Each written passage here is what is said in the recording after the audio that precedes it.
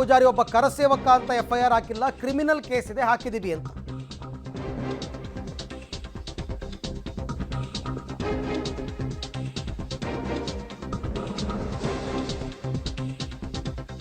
ಆತನ ಮೇಲೆ 16 ಕೇಸ್ ಇದೆ. ಕಾನೂನು ವಿರುದ್ಧವಾಗಿರುವ ವ್ಯಕ್ತಿಗೆ ಬಿಜೆಪಿ ಯಾಕೆ ಸಹಕಾರ ಕೊಡ್ತಾ ಇದೆ ಗೊತ್ತಾಗ್ತಿಲ್ಲ.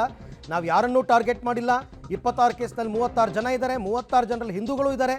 ಅವ್ರ ಪರ ಯಾಕೆ ಬಿಜೆಪಿ ಮಾತನಾಡ್ತಿಲ್ಲ ಅಂತ ಪರಮೇಶ್ವರ್ ಕೇಳಿದ್ದಾರೆ.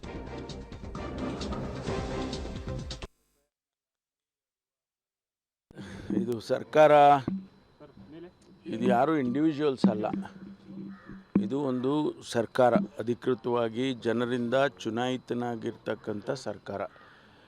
ಇದಕ್ಕೆ ತಾಕತ್ತಿದೆಯೋ ಇಲ್ವೋ ಅದು ಜನ ಕೊಟ್ಬಿಟ್ಟಿದ್ದಾರಲ್ಲ. ತಾಕತ್ತು ಕೊಟ್ಟಿದ್ದಾರೆ, ಅಧಿಕಾರನೂ ಕೊಟ್ಟಿದ್ದಾರೆ, ಕಾನೂನು ಕೊಟ್ಟಿದ್ದಾರೆ. ಆ ಕಾನೂನಿನ ಅಡಿಯಲ್ಲಿ ಸರ್ಕಾರ ಕೆಲಸ ಮಾಡುತ್ತೆ.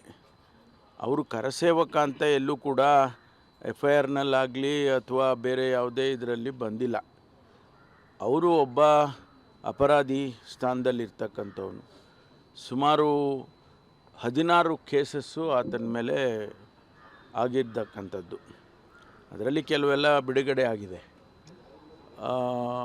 ಅಂಥವರಿಗೆ 16 ಕೇಸಸ್ಸು ಇರ್ತಕ್ಕಂಥವನಿಗೆ ಮತ್ತು ಕಾನೂನಿಗೆ ವಿರುದ್ಧವಾಗಿ ನಡ್ಕೊಳ್ತಾನೆ ಅನ್ನೋವನಿಗೆ ಭಾರತೀಯ ಜನತಾ ಪಾರ್ಟಿಯವರು ಇಷ್ಟೊಂದು ಸಹಕಾರ ಮಾಡ್ತಾರೆ ಅಂದರೆ ಅವ್ರಿಗೆ ಏನಾಗಿದೆಯೋ ನನಗೆ ಗೊತ್ತಿಲ್ಲ.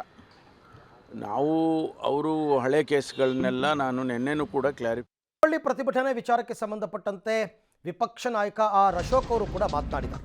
ಹಿಂದೂ ಕಾರ್ಯಕರ್ತರು ಹೆದರುವ ಅವಶ್ಯಕತೆ ಇಲ್ಲ ಅಂತ ಅಭಯವನ್ನು ಕೊಟ್ಟಿದ್ದಾರೆ. ಹಿಂದೂ ಕಾರ್ಯಕರ್ತರನ್ನ ಹೆದರಿಸುವ ತಂತ್ರವನ್ನು ಕಾಂಗ್ರೆಸ್ ಸರ್ಕಾರ ಮಾಡ್ತಾ ಇದೆ. ತಮ್ಮ ನಾಯಕಿಯನ್ನ ಮೆಚ್ಚಿಸಲು ಸಿದ್ದರಾಮಯ್ಯ ಈ ರೀತಿ ಮಾಡ್ತಾ ಇದ್ದಾರೆ. ಲೋಕಸಭೆ ಚುನಾವಣೆಯಲ್ಲಿ ಕಾಂಗ್ರೆಸ್ಗೆ ಜನ ತಕ್ಕ ಉತ್ತರ ಕೊಡ್ತಾರೆ ಅಂತ ಅಶೋಕ್ ರಿಯಾಕ್ಟ್ ಮಾಡಿದ್ದಾರೆ.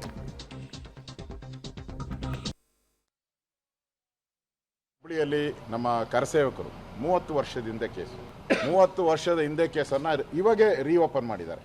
ಯಾಕೆ? ಅಯೋಧ್ಯೆ ಉದ್ಘಾಟನೆ ಆಗ್ತಾ ಇದೆ.